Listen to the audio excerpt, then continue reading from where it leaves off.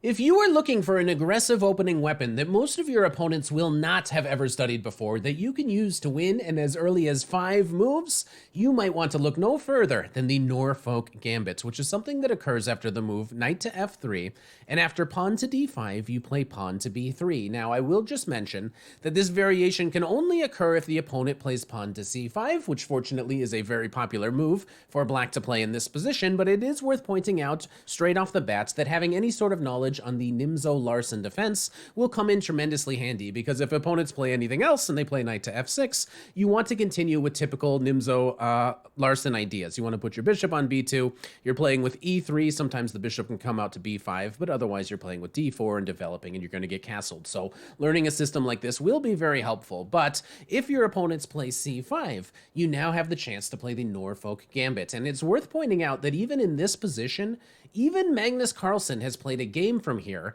in which he played pawn to e4, and he did this a while ago against Vishwanathan Anand.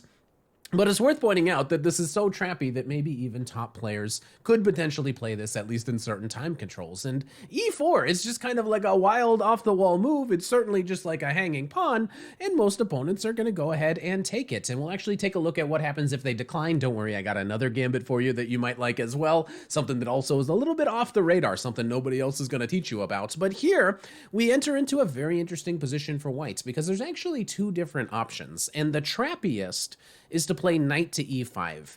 And moving away from this pawn means that you might not be able to recapture it right away. We are potentially sacking a pawn. It's going to be a true gambit. But it's also worth pointing out that Magnus Carlsen played this, but he played with knight to g5. And the idea is to be able to take this pawn back, and that's exactly what he did. He played knight to c3, and then eventually just took the pawn back and was able to play a game. So this is maybe the more solid way to play it, but we are going to be looking at the trappy line with knight to e5. And why do I say that this is a trappy line? Well, straight off the bat, you may have noticed, if you've been very observant as to what has happened, that black has the idea here that they might be able to play queen to d4, and all of a sudden, two of your pieces are hanging, and it looks like maybe white has just made a colossal blunder, but actually, this is what we are hoping the opponents walk into, because now we can play this very clever move, bishop to b2, and if our opponents have come this far, they're probably going to take our bishop and walk right into the trap. Why would you not? But it's kind of funny. If you ask Stockfish, Stockfish runs away. It goes all the way back. So this is actually like the best move for black. But obviously, if we've already developed pieces and we got another piece coming in on the way, we're going to be getting a very active position with white that we should be very happy with. So obviously, people are going to come in and they're going to take the bishop. And I guess they're happy. They've won a piece. But now we shut the door on this queen with the move knight to c3. And suddenly the queen is just boxed in on b2. And we are threatening to just win her right away. Because if the opponent is careless and doesn't take any steps to try to run away, we always have this idea of playing knight to c4, and the knight attacks the queen, and the queen can't go to a3, so suddenly we have just won the entire queen. This is a fantastic start, and white should be winning from this position. But some opponents will be clever enough to spot, oh, I see what's happening. They're trying to play knight to c4. They're trying to trap me in. That's no problem. I'm just going to run away. I play queen to a3, and hopefully I can get back or run away. Who knows? And here you actually have to be a little bit cautious with white. You are winning already. You were winning after only 5 moves, but here you need to pay particular attention and make sure you're accurate in this kind of position. And the problem is, if you just start with knight to c4, which looks incredibly logical, it attacks the queen, it covers an extra square, but you've actually blocked the bishop in and allowed the queen to run away. And this has happened in a bunch of games, and a lot of people humiliate themselves here with white, so they make it even worse. They go, uh-oh, I let the queen escape? Ah, no worries. I just deliver this check, and then I'll be able to take back your queen. But this is just more humiliation, because the queen can actually take. But for some reason, this is a popular line in the database. So don't fall for that. So what are you meant to do? The queen is trying to run away. The queen is trying to go escape out this way. So what you need to do before playing knight to c4, you need to be able to cover this a6 square, and the way to do that is by first delivering this check with the bishop, and then after some sort of blocking, you play knight to c4, and this will make sure that you win the queen. However, it's not quite over yet, because black still can try to be sneaky and try to run away, but their luck should run up sooner or later. Here you can even trade first, and after some recapture, play pawn to a3, and notice how now, take a look at all of the squares, the knights are doing a beautiful job boom, you have just one queen. So if you can remember all of this, then you might be able to win some games in as early as 5 moves. So fantastic stuff. But what happens if they don't fall for the trap? Well, let's take a look. Here you're playing pawn to e4.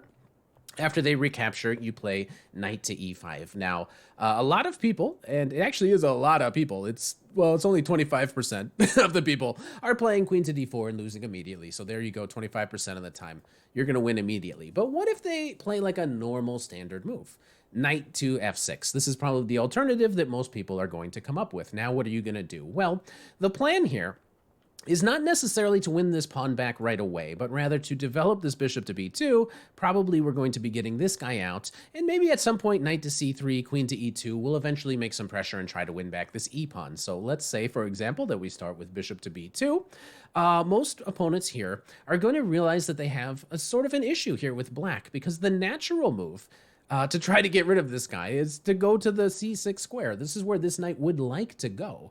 But unfortunately, our knight on e5 is making this very logical developing move impossible for black. Well, you can do it, of course, but you're going to end up in a position where we're definitely going to have enough compensation here with white if they're going to go in for a position with double pawns like this. We're going to develop our knight, we're going to develop our queen, we're going to put some pressure on this guy, and we're going to have a good time as long as their structure is messed up. So what most opponents here are actually doing with black is they're realizing, I want to get rid of this knight, but I can't play my knight here, so they're ending up putting their knight on d7. Okay, I think that's perfectly logical.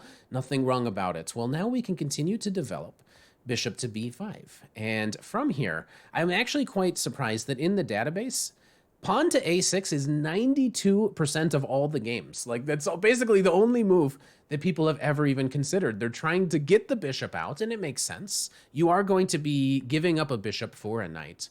But if you kind of take a look at this position, it's still kind of the similar issue. This knight on e5 is very annoying for the opponent, because you would like for this bishop to at some moment be able to go to c6, but again, you're running into the double pawn issue. So maybe black will need to waste a lot of time trying to set that up, only to trade a bishop for a knight. They might not be satisfied with it. And from here, there's actually quite a lot of things that we can do with white. And I think the most accurate is actually to start with queen to e2, and we're going to be following up with knight to c3. And why should you start with the queen over the knight? Well, it actually has to do with the fact that do pay attention as white that whenever you box this bishop in, whenever you play knight to c3, at some moment, either here or in the next couple moves after something like this, the opponent will have the opportunity to attack your piece, which is not the end of the world at all. But if you can postpone it for a little bit, you might end up in great shape. So queen to e2 first before knight to c3, just making sure that there's no queen to c7. It doesn't add any additional attack against our knights. Now, from here, there is what most people do, and then there's what Stockfish recommends. Most people here are thinking about how to develop their bishop and have come up with pawn to e6. But this is already, in a way, kind of a success for us, because it means that this bishop is definitely trapped in on the other side of the board and is not going to be coming to f5, where maybe it'll be protecting this pawn. And we actually just get a totally normal position. We're able to go here. Most players are playing bishop to d6, but at some moments, we win this pawn back, and it's kind of difficult for black. Like, at some point, you're almost forced to give away this bishop in order to be able to continue developing. We've gotten the pawn back, and we should have a very interesting position. We probably castle on the queen side a lot of the times, and this should be a totally acceptable position. But I will just mention that perhaps better after a queen to e2 is the Stockfish recommendation of bishop to f5. However, this allows us a very energetic combination. Like, obviously, we kind of want to start with something like knight to c3, but then again, the queen is going to be coming to c7 and targeting our knight, and now we kind of run into a little bit of issues. But what about this move, pawn to g4? I think this is kind of a fantastic way to continue the attack with white. Notice how it's the knight and the queen that are supporting this, and you have to find weird, awkward moves like bishop to e6. This is like only move according to Stockfish, because if you do run back this way, you're going to be hit with h4, and something like this would just be fantastic. This is kind of the model dream that you want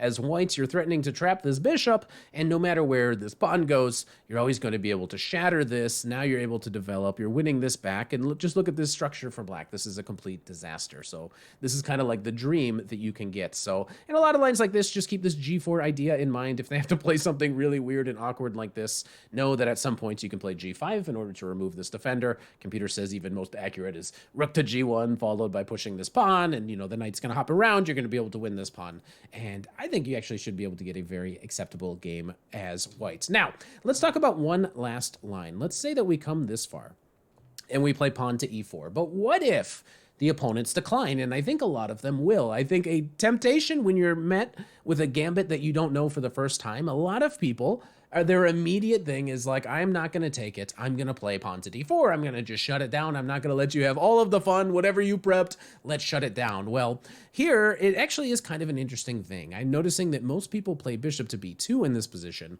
which looks very strange because now you're actually stuck behind all of these pawns. This is kind of what black wants. And black would like to be able to play knight to C6 and E5 and get all of his pieces out. So I think we need to be a little bit more energetic. Well, there is a gambit that you can play from this position that most people are not even going to know about. This is kind of a little bit more off the wall, but you can play B4.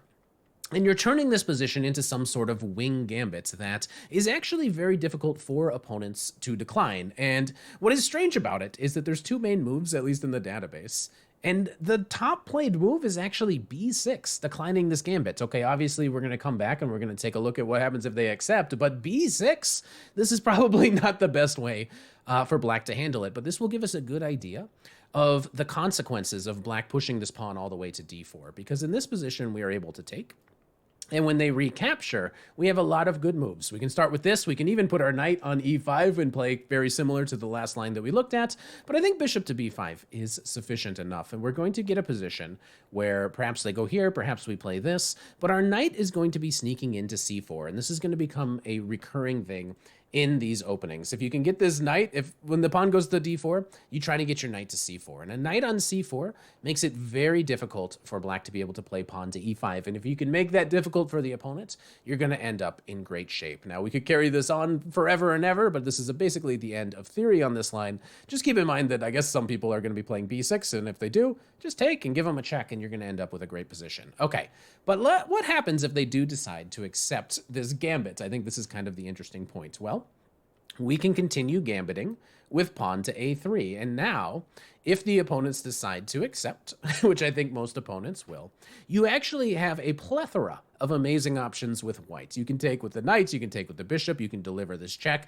They all work out. They're a little bit different, but they all basically have the same theme. Now, bishop takes was, maybe one of the first attractions, because then if this pawn ever moves, you're able to take and isolate the king. I think this is maybe an interesting idea. But I think one of the problems with this, and this might totally be fine for white, is what are you doing with this light squared bishop? When I see this, I'm kind of wondering to myself, how can I make better use of this bishop? So I think maybe the check first, or maybe even taking with the knight, which is the stockfish top move, might lead to an interesting position. And what we want to do here is we want to make it almost impossible for black to ever play E5. We want to be getting our bishop out. We want to play D3. We want this knight coming to the C4 square. For example, if they play knight to C6, we are going to be bringing our bishop out to B5. And this is knight to A3 was actually a novelty, so all of this is just stockfish moves that I'm playing against itself. But bishop to B4 is just kind of like the basic idea. Pinning this knight so that E5 is no longer possible. And it's actually a bit of a positional threat that we might even just go ahead and take this. If, for example, the opponent plays pawn to A6, we'll actually be very happy to give up this bishop and accept this as the position. Now, we're still a pawn down, it is very clear, but you still have these issues with black that it's very difficult to get a very clean position. And what we are attempting to do with white is to bring this knight to C4, play D3, and we even have ideas of being able to sneak into these dark squares. Like, for example, after G6, pawn to D3, we can imagine that opponents might try to get their pieces out. We're just playing some random moves. But at some moments, we are going to be able to infiltrate into these dark squares. And this is kind of one of the basic strategies that we're going for. And the queen is also the defender of this D-pawn in a lot of situations. So maybe this is something. This is like the computer top line in this variation. And it gives white a very small advantage. So just be aware if they play A6, don't be afraid to give away the bishop for a knight. But a little bit better for black if you do get to this position, would be to defend the knight instead with bishop to d7. This will help keep these pawns intact, and maybe in some future endgame, that's, black should be trying to keep these pawns together. Well, now we can play knight to c4. This is kind of the main point of where we're going, and again, we're playing for d3, and we're playing for bishop to d2, and we're entering into these dark squares. For example, if e6, we prevented e5, so e6 is one of the most logical moves to continue. They actually can start with knight to f6. We're not yet threatening to play e5 due to this particular tactic, where if they take here, our bishop is attacked, and then also if we take back, they're going to be recapturing this way. So be a little bit cautious. Don't rush to play e5. Just continue to support the structure. But at some point, e6 will come. And again, you can play something like bishop to d2, or you can get castled. But in some position, the main goal is to achieve something like this, where the bishop will be coming in to a5. If you can get all of this, you're going to have just kind of a dream. And again, it's this queen that needs to stay kind of defended on this pawn. Where is she going to go? Well, if you ever go to a square like this, then, you're going to get hit with a big fork. So probably in some positions, white is going to have to go back. You're going to be able to win this pawn. You're now threatening this bishop, and you're just threatening to do stuff on these dark squares, which is always fantastic. Imagine trapping this rook in. It would be a beautiful thing. So these are all the kinds of things that opponents need to be aware of. And you know what? I think that's it. I think that's the end of the gambit. If you like it, make sure you subscribe.